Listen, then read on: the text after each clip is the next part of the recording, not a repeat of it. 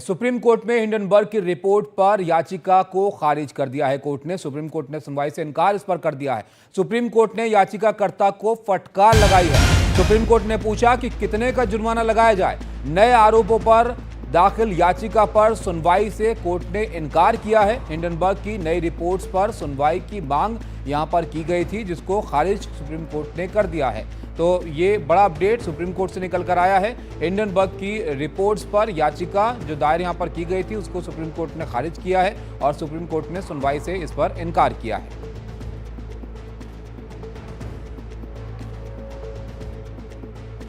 तो इस मामले में क्या कुछ हुआ है, कोर्ट की तरफ से क्या कहा गया है, ये आपको विस्तार से बताते हैं। तो एक नई याचिका यहां पर थी इस मामले में, जिसमें नई याचिकाओं पर आगे सुनवाई करने से अब सुप्रीम कोर्ट ने इनकार कर दिया है। यहां पर हिंडनबर्ग की रिपोर्ट्स पर सुप्रीम कोर्ट का यह फैसला आया है और कोर्ट ने एक अर्जी पर याचिकाकर्ता को फटकार भी यहां पर लगाई है और कोर्ट ने यहां पर पूछा है कि आपके खिलाफ कितना जुर्माना लगाया जाए। जो एक और अर्जी यहां पर दी गई थी याचिकाकर्ता की तरफ से।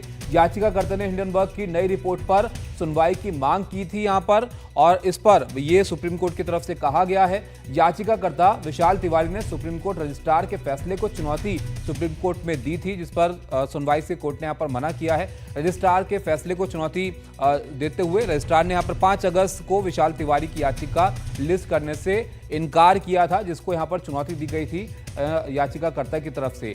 आपको यह भी बताएं कि रजिस्ट्रार ने यहां पर कहा था कि 3 जनवरी के फैसले के साथ मामले का निपटारा हो चुका है, लेकिन उसके बाद भी उसको यहां पर चुनौती दी गई थी, जिस पर कोर्ट ने अब इनकार कर दिया है सुनने से। कोर्ट ने रजिस्ट्रार के फैसले को चुनौती देने वाली अर्जी को खारिज कर दिया है और पूछा है कि आप पर कितना जुर्माना लगाया जाए। हमारे साथ आशीष हमारे सहयोगी जुड़ रहे हैं। आशीष, ये जो मामला है दोबारा से सुनने की एक तरह से याचिका थी इनकी, याचिकाकर्ता की, तो क्या कुछ और कोर्ट की तरफ से कहा गया? फटकार भी एक तरह से लगाई गई है, कितना जुर्माना लगाया जाए पूछा कोर्ट ने?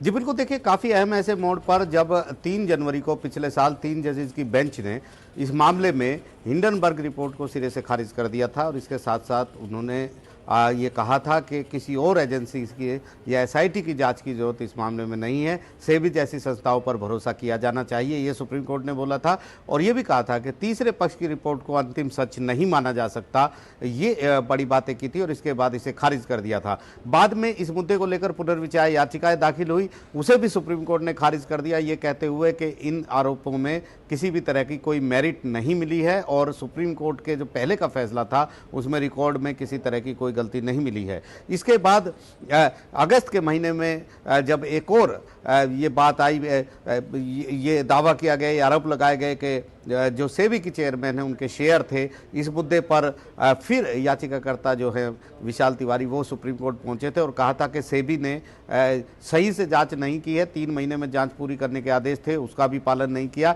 ऐसे में सेबी को कहा जाए कि वो अपनी जांच पूरी रिपोर्ट सुप्रीम कोर्ट को सौंपे।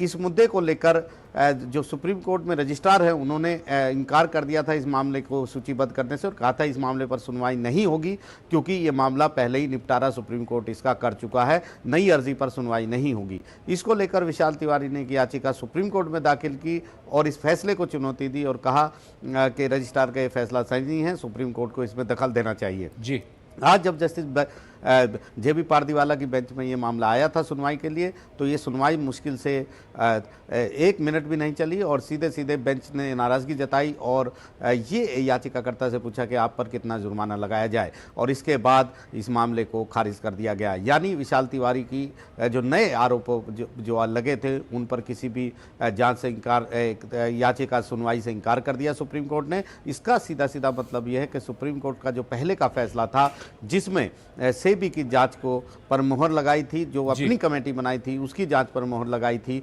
उस पर सुप्रीम कोर्ट कायम है और आगे विशाल तिवारी की अर्जियों पर सुनवाई नहीं होगी और रजिस्ट्रार का फैसला एक तरीके से बरकरार रहेगा। बिल्कुल, बहुत शुक्रिया आशीष आपका सब जानकारी के लिए। तो रजिस्ट्रार के फैसले को चुनौती देने की अर्जी थी, जिसको 1 मिनट के अंदर ही कोर्ट ने खारिज कर दिया और उल्टा यहां पर यह भी पूछा कि आप पर कितना जुर्माना लगाया जाए।